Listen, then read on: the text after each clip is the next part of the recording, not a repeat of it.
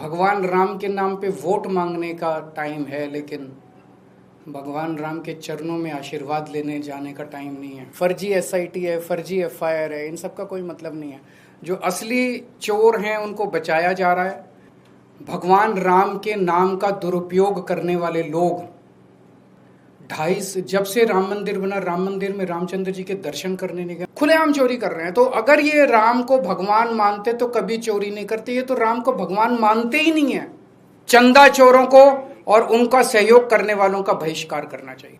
अयोध्या स्थित श्री राम मंदिर का प्राण प्रतिष्ठा का आयोजन 22 जून 2024 को हुआ था।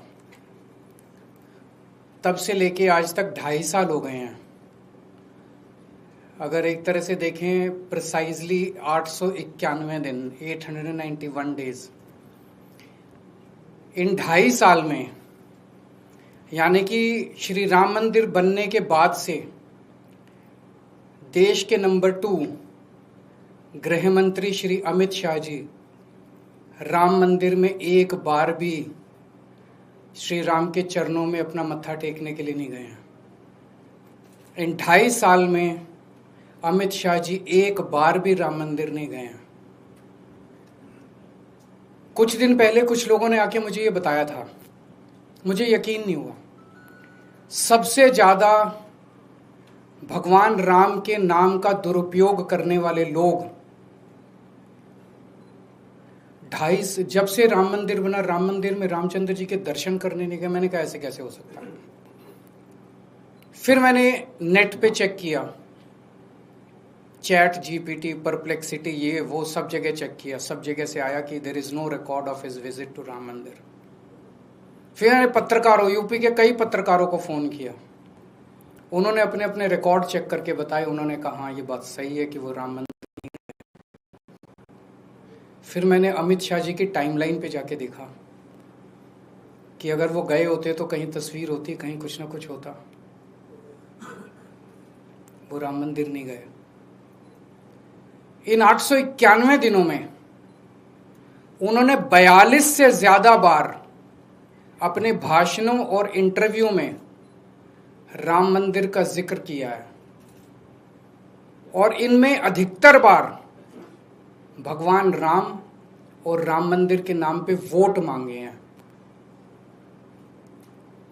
वोट मांगने का टाइम है, भगवान राम के नाम पे वोट मांगने का टाइम है, लेकिन भगवान राम के चरणों में आशीर्वाद लेने जाने का टाइम नहीं है। तो मैं आज अमित शाह जी से 5 प्रश्न पूछना चाहता हूं। आप राम मंदिर क्यों नहीं गए? ये मैं नहीं पूछ रही, देश की जनता पूछना चाहती है। आप राम मंदिर क्यों नहीं गए? दूसरा प्रश्न, क्या आपका भगवान राम के दर्शन करने को मन नहीं करता? तीसरा प्रश्न, क्या आपका राम मंदिर जाने को मन नहीं करता? चौथा प्रश्न,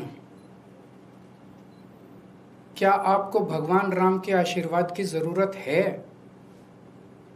और 5वां और सबसे अहम प्रश्न, क्या आप रामचंद्र जी को भगवान मानते हैं? ये लोग भगवान रामचंद्र जी को भगवान मानते ही नहीं है। अगर भगवान मानते ये लोग तो कभी चढ़ावे की चोरी नहीं करते। भगवान के सामने दिए हुए दान की चोरी नहीं करते कभी ये लोग।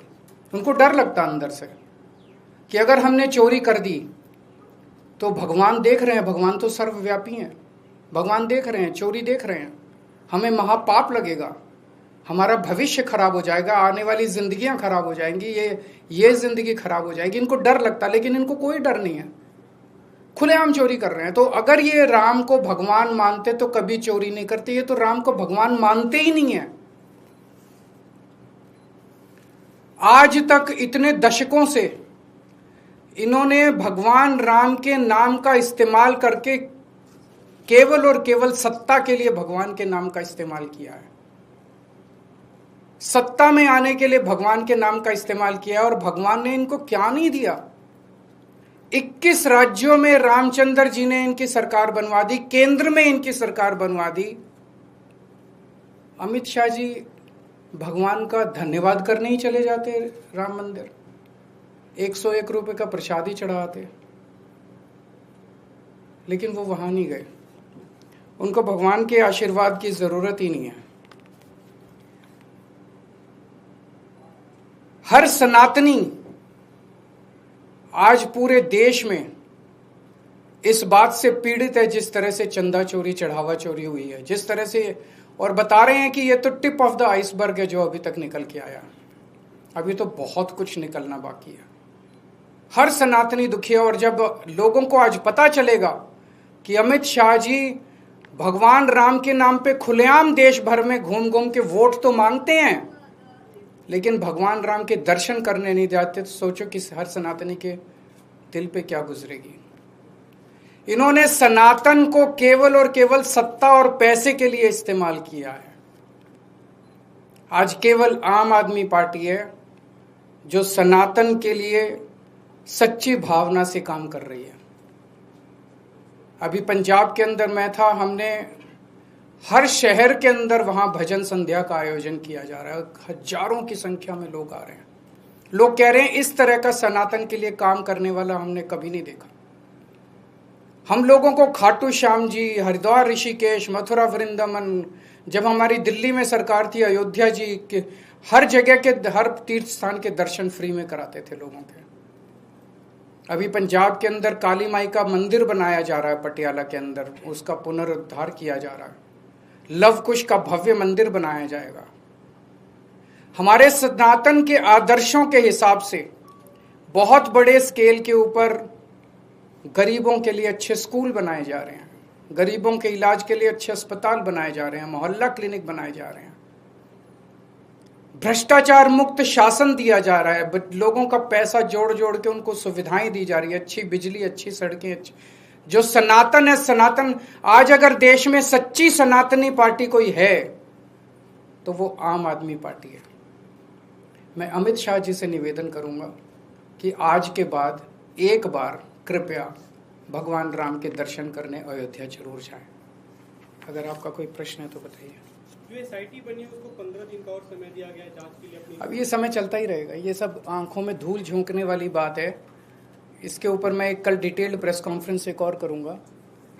ये आंखों में धूल झोंक रहे हैं सब लोगों की, ये फर्जी एसआईटी है, फर्जी एफआईआर है, इन सब का कोई मतलब नहीं है।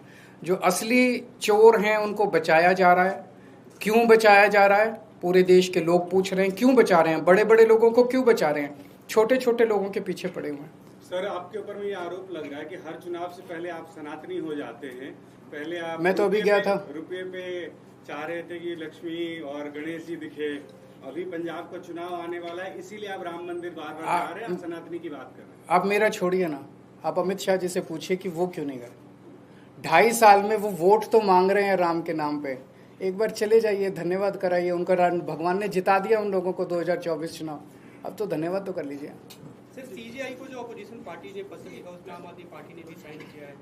दो वो मुद्दे उसमें जो उठाए जाए हैं मुद्दे सही हैं, इसलिए हमने भी साइन किया। सर, एक पत्र और लिखा गया है, पाकिस्तान भारत के 100 लोगों ने पत्र लिखा है, पीएम मोदी को लिखा है, शहबाज शरीफ को लिखा है कि आज भगवान राम की बात करते हैं, बाकी सारी बातें बाद में। जिन्होंने दान चोरी की है वो उनको कैंसर हो जाएगा, प्रभु श्री राम उनको कैंसर देंगे और पूजा पाठ उनकी तुलना। भगवान श्री राम देखो, तीन लेवल पे उनका नाश होगा। जिन लोगों ने, इन लोगों को ये लगता है कि भगवान राम कोई पत्थर की मूर्त है, उनके चढ़ावे को चोरी करने वाले का कुछ नहीं होगा। उन्हें ये नहीं पता कि भगवान राम कितने शक्तिशाली हैं, वो सर्वव्यापी हैं, वो सर्वशक्तिमान हैं। वो जो इनको दंड देने वाले हैं, इन्होंने कभी जिंदगी में भी नहीं सोचा होगा। एक तो भगवान दंड देंगे, दूसरा कानून को दंड देना चाहिए। मेरे को उम्मीद नहीं है कि जब तक इनकी सरकार है कानून चोरों को दंड देगा। जब केंद्र से और उत्तर प्रदेश से इनकी सरकार जाएगी, और हर राम भक्त को आज ये सोचना चाहिए कि अगर आप चंदा चोरों को दंड दिलवाना चाहते हैं तो सरकार बदलनी पड़ेगी। नई सरकार आके ही दंड देगी। ये सरकारें, मौजूदा केंद्र की सरकार और मौजूदा यूपी की सरकार इनको दंड नहीं देगी, कभी नहीं देगी, क्योंकि मिले हुए हैं ये लोग। वो बचाएगी, एसआईटी बनाएगी, एसआईटी को 15-15 दिन का एक्सटेंशन मिलता जाएगा, धूल जो थोड़े दिन में भूल जाएंगे। तो अगर हर राम भक्त इनको चंदा चोरों को दंड दिलवाना चाहता है, सरकार बदलो, नई सरकार आएगी, वो इनको चंदा चोरों को दंड देगी। तो दूसरी लीगली, और तीसरा समाज। मुझे बेहद खुशी हुई उस दिन जब बार एसोसिएशन ने उनका बहिष्कार किया है। पूरे समाज को चंदा चोरों को और उनका सहयोग करने वालों का बहिष्कार करना चाहिए।